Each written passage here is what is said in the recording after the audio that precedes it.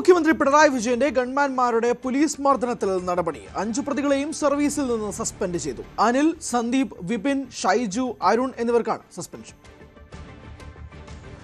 ആലപ്പുഴയിലെ പോലീസ് മർദ്ദനവുമായി ബന്ധപ്പെട്ട വലിയ പരാതികളും വിവാദങ്ങളും ഉയർന്നതിന് പിന്നാലെയാണ് മുൻ മുഖ്യമന്ത്രി പിണറായി വിജയന്റെ ഗൺമാൻമാരായിരുന്ന അനിൽകുമാറും സന്ദീപും ഉൾപ്പെടെ 5 പേരെ സസ്പെൻഡ് ചെയ്തുകൊണ്ടുള്ള നിർണായകമായ ഉത്തരവ് സംസ്ഥാന പോലീസ് മേധാവി റവാഡ ചന്ദ്രശേഖർ അല്പസമയം മുമ്പ് പുറത്തിറക്കിയിരിക്കുന്നത്.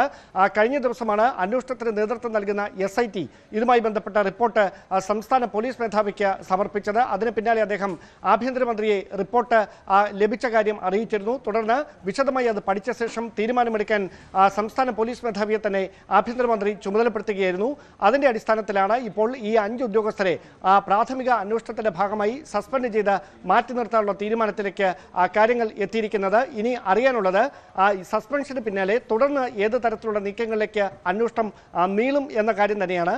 അതിന്റെ ഭാഗമായി വകുപ്പ് തല അച്ചടക്ക നടപടികളുടെ തുടക്കമായി മാത്രം ഈ സസ്പെൻഷനെ കണ്ടാൽ മതിയെന്നാണ് ആഭ്യന്തര വകുപ്പിൽ നിന്ന് ലഭിക്കുന്ന സൂചന. അതിനപ്പുറത്തേക്ക് MR അജിത് കുമാർ ഉൾപ്പെടെയുള്ള മുതിർന്ന ഉദ്യോഗസ്ഥർക്കെതിരെ കൂടി അന്വേഷണത്തിന് ആദ്യം നേതൃത്വം നൽകിയ DYSP ഉൾപ്പെടെയുള്ള 5 ഉദ്യോഗസ്ഥർ മൊഴി നൽകിയിട്ടുണ്ട്.